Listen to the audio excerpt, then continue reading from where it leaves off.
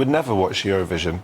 Shame. Completely unwatchable. From the clips that I saw of it on WhatsApp groups, it was a sort of enormous amount of nudity and sort of sexual content, when you know that little girls and boys up and down the continent are going to be watching. So what is all that about? Sorry, I've got sun cream in my eyes.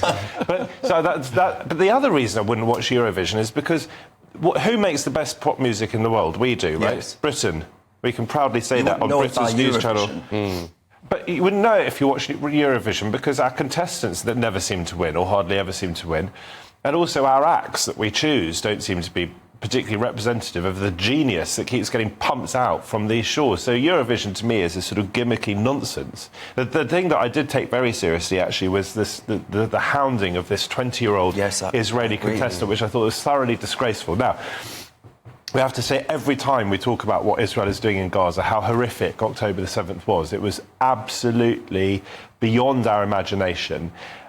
However, I am deeply opposed to what Israel is doing in Gaza, and I predicted it, and I've thought this all the way through.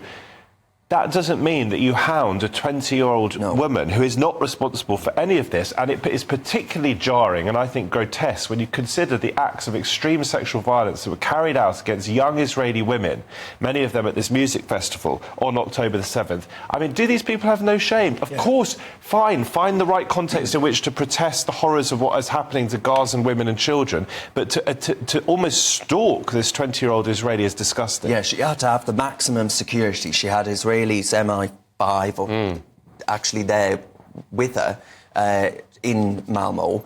Charlie, though, do you think actually one of our viewers has suggested that actually the agitators that take to the streets and are creating the noise that is actually I think, intimidation towards a 20-year-old. She couldn't leave her hotel room. No. And all of these, but the people taken to the streets, both in Britain and in Malmo, they are in the minority, because actually the public vote for Israel was incredibly strong. Would that not suggest that actually we don't have as big an issue as we may well think by a very vocal minority?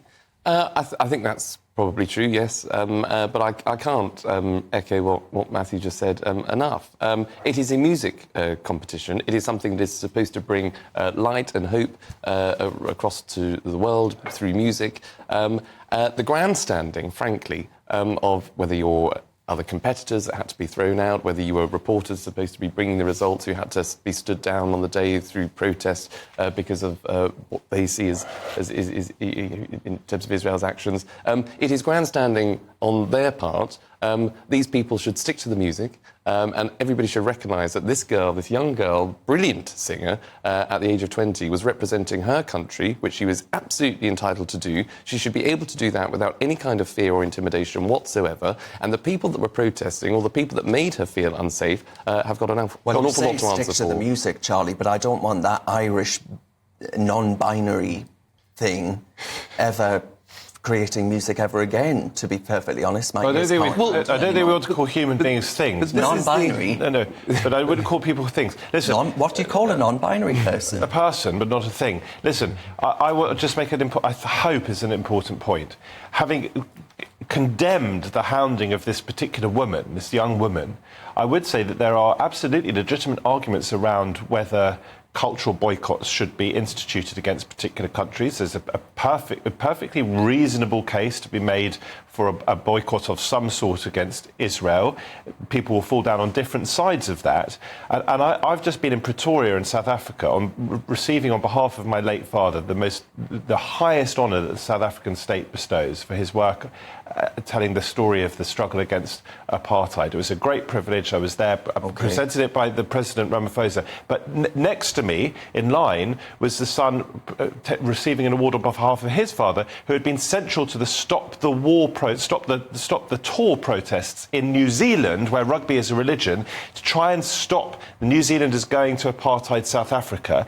And there was a real strength to that anti-apartheid Stop the Tour movement, where there were these sporting boycotts that helped, you might argue, bring an end to that appalling regime in South Africa. I'm not comparing Israel to South Africa. I'm saying that there is sometimes a need for cultural and sporting boycotts. Whether Israel is right for that, there'll be a big debate about it. Yes, I don't think that the two things are the same as each other, but yeah.